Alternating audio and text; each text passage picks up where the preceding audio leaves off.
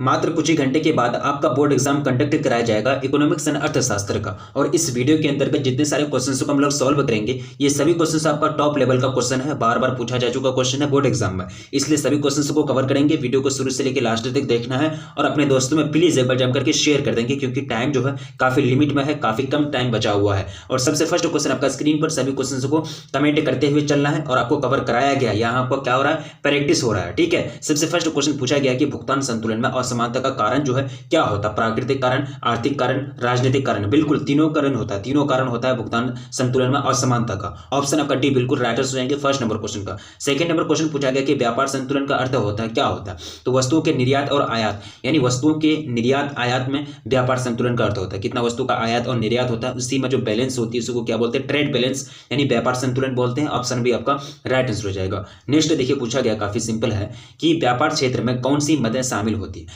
व्यापार क्षेत्र में क्या क्या शामिल होती है? अदृश्य मद है, पूंजी अंतरण, दृश्य मद है, तीनों यानी तीनों के तीनों जो मद है, तीनों के तीनों जो आइटम्स है वो शामिल होते हैं व्यापार क्षेत्र में। ऑप्शन आपका डी बिल्कुल राइट हो जाएंगे थर्ड नंबर क्वेश्चन का। अब चलिए नेक्स्ट क्वेश्चन आपका स्क्रीन पर पूछा गया, काफी सिंपल है। पूछा गया है कि ऐसे व्यय जो सरकार के लिए किसी परिसंपत्ति का सृजन नहीं करते हैं तो वो क्या कहलाते हैं? ठीक है, तो यहाँ जो करेक्ट आंसर है फोर्थ नंबर क्वेश्चन का, राजस्व व्यय क्या कहलाते हैं?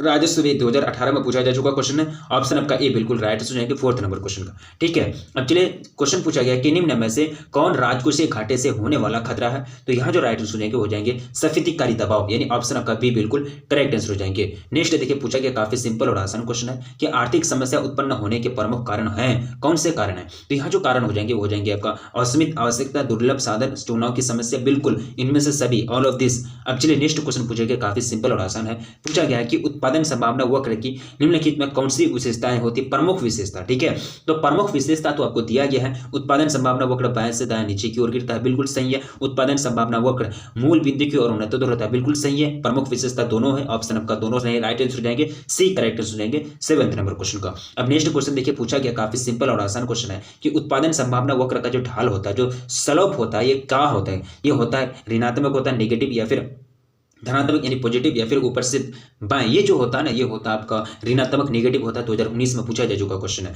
अब देखिए पूछा गया कि किसने कहा अर्थशास्त्र अभी वास्तविक विज्ञान है? अर्थशास्त्र कभी वास्तविक विज्ञान होता है और कभी आदर्श विज्ञान। ये बात जो कहे थे, ये बात कौन कहे थे? मार्शल साहब ने। 2018 में पूछा जा चुका क्वेश्चन है, मार्शल साहब ने ये बात कहे थे। ऑप्शन का ए बिल्कुल राइट आंसर हो जाएंगे। कृषि उत्पादों के लिए न्यूनतम समर्थन मूल्य निम्न में से कौन सा है? एमएसपी यानी मिनिमम सपोर्टिंग प्राइस, एमएसपी के बारे में आप सुने होंगे। ठीक है, तो 10th का जो बिल्कुल करेक्ट हो जाएगा वो जाएगा कीमत निम्नतम सीमा और कीमत उच्चतम सीमा। ऑप्शन आपका सी बिल्कुल राइट हो जाएंगे 10th नंबर क्वेश्चन का। नेक्स्ट देखिए पूछा गया कि मौद्रिक लागत बराबर, तो मौद्रिक लागत बराबर क्या होता है कि स्पष्ट लागत, अस्पष्ट लागत, सामान्य लाभ। ये तीनों के जो एडिशन होती है, तीनों को अगर आप जोड़ देंगे तो आपको मिल जाएगा क्या? मौद्रिक लागत। यानी ऑप्शन आपका डी बिल्कुल करेक्ट हो जाएंगे 11th नंबर क्वेश्चन का। अब देखिए नेक्स्ट क्वेश्चन पूछा गया, काफी सिंपल और आसान है कि किस बाजार में मांग की लोच इकाई से अधिक होती है? ठीक है, मांग की लोच इकाई से अधिक होती है, यूनिट से अधिक होती है पूर्ण प्रतियोगिता बाजार में। किसमें? पूर्ण प्रतियोगिता बाजार में ऐसा होता है। और पूर्ण प्रतियोगिता बाजार में क्रेता और विक्रेता को सभी चीज मालूम होता है, कहाँ कितना वस्तु बेची जा रही है, कितने मात्रा में, कितने दाम में बेची जा रही है, यानी बाजार का पूर्ण ज्ञान होता है। ठीक है, अब देखिए नेक्स्ट क्वेश्चन पूछा गया है कि निम्न अर्थशास्त्री में से कौन कल्याणवादी विचारधारा के नहीं है? 2018 में पूछा जा चुका क्वेश्चन है। तो मैं आप लोगों को बता देता हूं, अगर आप लोग इसको ये पीडीएफ को चाहते हैं, ये नोट्स को चाहते हैं, तो प्लीज आप लोग इसमें गूगल में जाके तनु क्लासेस सर्च करेंगे, वेबसाइट में आपको दे दिया गया है, वेबसाइट में आपको आराम से मिल जाएंगे। ठीक है, गूगल में जाके तनु क्लासेस सर्च करेंगे, आपको मिल जाएगा। निम्न अर्थशास्त्री में कौन कल्याणवादी विचारधारा के नहीं है? तो यहाँ जो करेक्ट आंसर हो जाएंगे वो हो जाएंगे आपका जे Wilkins, John Maynard Wilkins. Option आपका ए बिल्कुल राइट आंसर हो जाएंगे। देखिए पूछा गया कि इच्छा की तीव्रता का फलन होता है, निम्न में से कौन है? ठीक है, इच्छा की तीव्रता का फलन होती है, निम्न में से कौन है? तो 14 का जो बिल्कुल करेक्ट आंसर हो जाएगा वो जाएगा आपका उपयोगिता। ऑप्शन आपका ए बिल्कुल राइट आंसर हो जाएंगे। नेक्स्ट देखिए, उपयोगिता एक धारणा है। उपयोगिता क्या है? एक धारणा है। तो ये जो धारणा है कैसी धारणा है? मनोवैज्ञानिक धारणा। क्या है? मनोवैज्ञानिक यानी साइकोलॉजिकल धारणा है ये। ऑप्शन आपका ए बिल्कुल राइट आंसर हो जाएंगे 15 नंबर क्वेश्चन का। क्या जाएगा? ऑप्शन ए बिल्कुल करेक्ट आंसर हो जाएगा। देखिए पूछा गया है कि उपयोगिता की प्रमुख विशेषता क्या होती है? उपयोगिता की जो यूटिलिटी की जो प्रमुख विशेषता होती है, सापेक्षिक, व्यक्तिपरक, अनुमानित संतुष्टि। बिल्कुल ये तीनों के तीनों जो होती है उपयोगिता की प्रमुख विशेषता होती है। ऑप्शन आपका डी बिल्कुल राइट आंसर हो जाएंगे 16 नंबर क्वेश्चन का। देखिए पूछा गया, काफी सिंपल और आसान क्वेश्चन है कि एक वस्तु की सभी इकाइयों से प्राप्त होने वाली उपयोगिता के योग को क्या कहते हैं? इसको जो कहा जाता है, इसको कहते हैं कुल उपयोगिता। क्या बोलते हैं इसको? कुल उपयोगिता यानी टोटल यूटिलिटी, टीयू बोलते हैं। ऑप्शन आपका ए बिल्कुल राइट आंसर हो जाएंगे। देखिए पूछा गया कि किसी वस्तु में मानवीय आवश्यकताओं की पूर्ति करने की क्षमता को कहते हैं, क्या बोलते हैं? 2018 और 2017 में इसका पूछा जा चुका क्वेश्चन है। तो यहाँ जो हो जाएंगे राइट आंसर हो जाएंगे उपयोगिता। क्या हो जाते हैं? उपयोगिता बोलते हैं इसको, ठीक है। किसी वस्तु की मानवीय आवश्यकताओं की पूर्ति करने की क्षमता को उपयोगिता बोलते हैं। अब देखिए पूछा गया है कि उत्पादन फलन में उत्पादन किसका फलन है, ठीक है। उत्पादन फलन में उत्पादन किसका फलन है, 2016 में पूछा जा चुका क्वेश्चन है। तो ये जो फलन होते हैं उत्पत्ति के साधनों का, किसका? उत्पत्ति के साधनों का। ऑप्शन आपका सी बिल्कुल राइट आंसर हो जाएंगे। प्लीज वीडियो को लाइक कर देंगे, अपने दोस्त में जम करके शेयर कर देंगे, ठीक है। अगर फिर कुछ घंटे के बाद आप शेयर करेंगे कुछ समय बाद, तो फिर ये आपका शेयर करना अच्छा नहीं होगा, एक तरह से उनका फायदा नहीं हो पाएगा, ठीक है, क्योंकि वो भी एग्जाम हॉल में बैठ जाएंगे। देखिए टाइम काफी लिमिटेड में है। क्वेश्चन पूछा गया कि उत्पत्ति ह्रास नियम लागू होने का मुख्य कारण कौन सा? 2011 में पूछा जा चुका है। तो ये जो कारण हो जाएंगे ये साधनों की सीमितता और साधनों की अपूर्ण स्थानापन्न होना। ऑप्शन आपका सी बिल्कुल राइट आंसर हो जाएंगे। देखिए नेक्स्ट क्वेश्चन पूछा गया कि दीर्घकाल में पूर्ति की जो लोच होती है वो अधिक लोचदार होती है। क्या होती है? अधिक लोचदार, यानी ऑप्शन आपका ए बिल्कुल राइट आंसर होंगे 21 नंबर क्वेश्चन का। नेक्स्ट क्वेश्चन पूछा गया है, काफी सिंपल और आसान क्वेश्चन है कि दीर्घकालीन उत्पादन फलन का संबंध निम्न में किससे है? तो ये जो संबंध होते हैं ये किससे संबंध होते हैं? बिल्कुल इसका जो करेक्ट आंसर होगा पैमाने के प्रतिफल नियम द्वारा, यानी ऑप्शन आपका सी बिल्कुल राइट आंसर हो जाएंगे 22 नंबर क्वेश्चन का। नेक्स्ट क्वेश्चन पूछा गया कि अल्पकालीन उत्पादन की दिशा में एक विकासशील उत्पादक किस अवस्था तक उत्पादन करना पसंद करेगा? तो ये जो अवस्था हो जाएंगे ये हो जाएंगे द्वितीयक अवस्था। ऑप्शन आपका बी बिल्कुल करेक्ट आंसर हो जाएंगे 23 नंबर क्वेश्चन का। नेक्स्ट देखिए पूछा गया कि अल्पकाल पूर्ति वक्र होता है।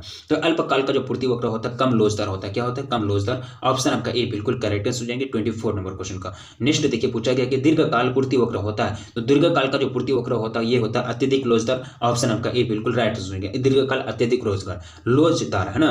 अब देखिए पूछा गया कि किस बाजार में फर्म का स्वतंत्र प्रवेश तथा बहिर्गमन होता है? 2018 में पूछा जा चुका है। तो यहाँ जो करेक्ट आंसर होगा 26 का पूर्ण प्रतियोगिता बाजार में ऐसा होता है, ठीक है। पूर्ण प्रतियोगिता बाजार में कोई भी फर्म आ सकता है, कोई भी फर्म जा सकता है। ऑप्शन आपका सी बिल्कुल करेक्ट आंसर होगा 26 नंबर क्वेश्चन का। पूर्ण प्रतियोगिता बाजार की क्या विशेषता होती है कि इसमें क्रेता और विक्रेता को पूरा बाजार का ज्ञान होता है, ठीक है। एकाधिकारी बाजार किसे दर्शाता है? एकाधिकारी बाजार किसे दर्शाता है? मतलब एक का अधिकार, ठीक है। तो यहाँ जो करेक्ट सुनेंगे बाजार प्रवृत्ति को, एकाधिकारी बाजार जो है ये एकाधिकारी बाजार जो दर्शाता है वो बाजार की प्रवृत्ति को दर्शाता है, बाजार प्रवृत्ति को। ऑप्शन आपका सी बिल्कुल करेक्ट सुनेंगे 27 नंबर क्वेश्चन का। नेक्स्ट देखिए पूछा गया कि किस बाजार में वस्तु विभेद किया जाता है? तो वस्तु में विभेद यानी डिफरेंस की जाती है। तो ये की जाती है एकाधिकारी प्रतियोगिता बाजार में। किसमें? एकाधिकारी प्रतियोगिता बाजार में। ऑप्शन आपका डी बिल्कुल राइट आंसर होगा 28 नंबर क्वेश्चन का। नेक्स्ट देखिए काफी सिंपल और आसान क्वेश्चन है, जीएनपी आप कैसे निकालेंगे? जीडीपी में एट मार्केट प्राइस में, जीडीपी में एट मार्केट प्राइस जो है जीडीपी मार्केट के प्राइस पर उसमें घसावट को हटा देंगे तो आपका जीएनपी निकल जाएगा। ऑप्शन आपका ए बिल्कुल करेक्ट होंगे 20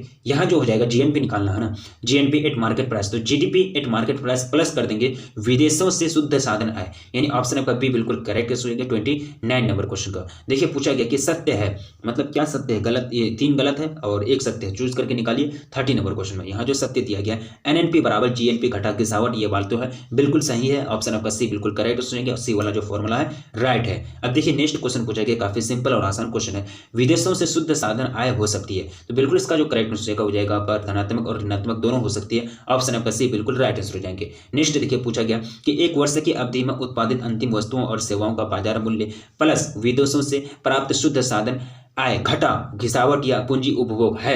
यहाँ डायरेक्ट देखिए आपको फॉर्मूला ही दे दिया गया ना, तो फॉर्मूला यहाँ जो करेक्ट होंगे एनएनपी एट मार्केट प्राइस का ये आपका परिभाषा दिया गया है, फॉर्मूला दिया गया। आपका ऑप्शन ए बिल्कुल करेक्ट होंगे 32 नंबर क्वेश्चन का। देखिए पूछा गया कि रोजगार सिद्धांत का संबंध है, 2012 में एक क्वेश्चन पूछा जा चुका क्वेश्चन है, काफी सिंपल और आसान क्वेश्चन है। 33 का जो बिल्कुल करेक्ट होंगे वो व्यष्टि अर्थशास्त्र है। रोजगार सिद्धांत का जो संबंध होता है वो व्यष्टि अर्थशास्त्र होता है, व्यष्टि अर्थशास्त्र से होता है। ऑप्शन सी आपका बिल्कुल करेक्ट होंगे 33 नंबर क्वेश्चन का। अब चलिए नेक्स्ट क्वेश्चन पूछा गया कि स्फीति अंतराल को ठीक करने के लिए प्रमुख मौद्रिक उपाय कौन से हैं? तो यहाँ जो उपाय हो जाएंगे ये हो जाएंगे इनमें से सभी तीनों के तीनों, ऑल ऑफ दिस आपका राइट आंसर हो जाएगा 34 नंबर क्वेश्चन का। अब देखिए पूछा गया कि अर्थव्यवस्था में आर्थिक अस्थिरता व्यक्त करती है। अर्थव्यवस्था में आर्थिक अस्थिरता यानी आर्थिक हलचल जो होती है ये किस चीज को इंडिकेट करती है? न्यूनतम मांग और अतिरिक्त मांग दोनों को। ऑप्शन आपका सी बिल्कुल करेक्ट हो जाएंगे 35 नंबर क्वेश्चन का। नेक्स्ट देखिए पूछा गया काफी सिंपल और आसान क्वेश्चन है निम्नलिखित में कौन प्रत्यक्ष कर के उदाहरण है? आयकर, उपहार कर, संपत्ति कर। बिल्कुल तीनों के तीनों जो कर है वो डायरेक्ट डायरेक्ट टैक्स है, इनकम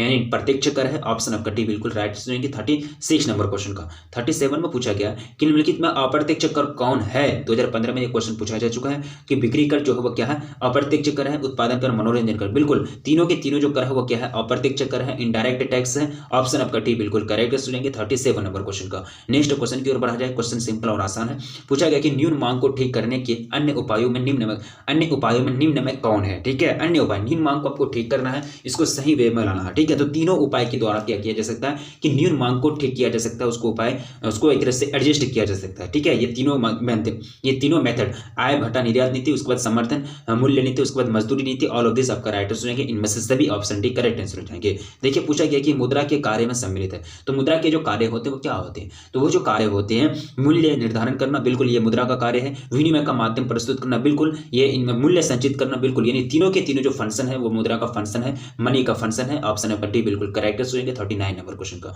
पूछा गया कि मुद्रा के प्रमुख कार्य हैं, तो 2012 और 17 में पूछा जा चुका क्वेश्चन है। तो मुद्रा के जो प्रमुख कार्य होते हैं वो क्या होते हैं, विनिमय का माध्यम, बिल्कुल ये भी प्रमुख कार्य है।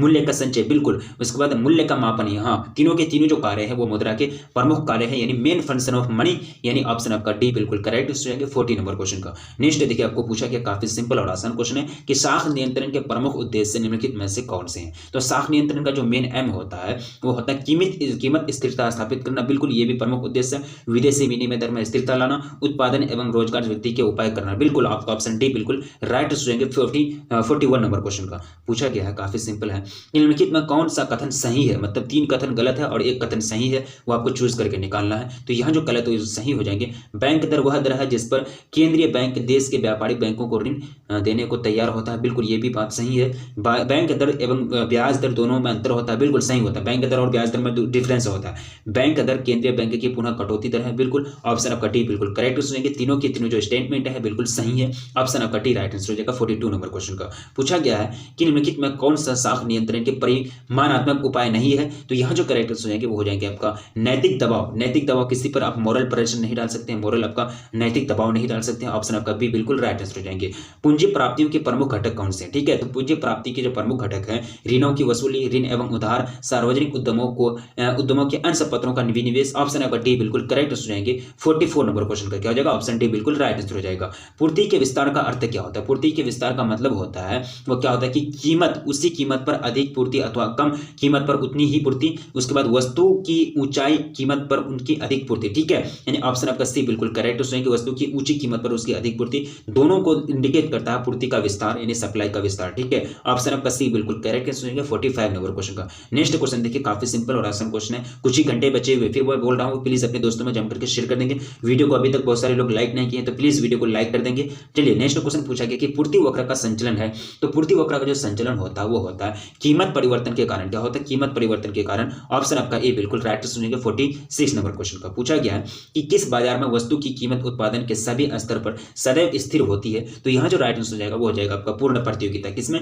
पूर्ण प्रतियोगिता, यानी ऑप्शन आपका बी बिल्कुल करेक्ट आंसर हो जाएंगे। नेक्स्ट देखिए पूछा गया कि दीर्घ काल में मांग एवं पूर्ति शक्तियों द्वारा निर्धारित कीमत, ठीक है, दीर्घ काल में यानी ज्यादा समय में, तो ये जो होता है संतुलित कीमत होता है। क्या होता है, संतुलन कीमत, ऑप्शन आपका सी बिल्कुल राइट आंसर हो जाएंगे। नेक्स्ट देखिए काफी सिंपल और आसान क्वेश्चन है कि विकासात्मक व्यय के अंतर्गत निम्न में से कौन आते हैं, तो यहाँ जो करेक्ट आंसर हो जाएगा आपका शिक्षा, स्वास्थ्य, सामाजिक कल्याण, बिल्कुल तीनों के तीनों टर्म आते हैं विकासात्मक व्यय के अंतर्गत, ऑप्शन आपका डी बिल्कुल। देखिए शिक्षा में अगर विनिवेश करेगा, खर्च करेगा तो वो विकास हो रहा है ना, तो विकासात्मक व्यय कहलाएंगे। स्वास्थ्य में खर्च करेंगे तो वो भी विकास हो रहा है, तो यहाँ भी क्या हो जाएगा, विकासात्मक व्यय हो जाएगा, यानी विकास के कार्यों में वे विकासात्मक व्यय, विकास के कार्य पर जितना खर्चा होता है उसको कहते हैं विकासात्मक व्यय, ऑप्शन आपका डी बिल्कुल यहाँ राइट आंसर हो जाएंगे। सामाजिक कल्याण मतलब लोगों के कल्याण में वृद्धि, लोगों की भलाई में वृद्धि। अब देखिए गैर विकासात्मक व्यय के अंतर्गत निम्न में से कौन से आते हैं, पुलिस, कानून तथा व्यवस्था, उसके बाद वृद्धावस्था पेंशन, इनमें से सभी, बिल्कुल तीनों के तीनों जो है ये गैर विकासात्मक। देखिए पुलिस को जो इनकम देता है, जो पैसा देता है, उससे लोगों को भलाई हो रही है, नहीं हो रही है। कानून व्यवस्था, कानून तथा व्यवस्था, इससे कोई लोगों की भलाई हो रही है, कोर्ट होता है, जज होता है, उसको भी पैसा दिया जाता है, यहाँ भी लोगों की भलाई नहीं हो रही है, कोई चीज का निर्माण नहीं हो रहा, ठीक है।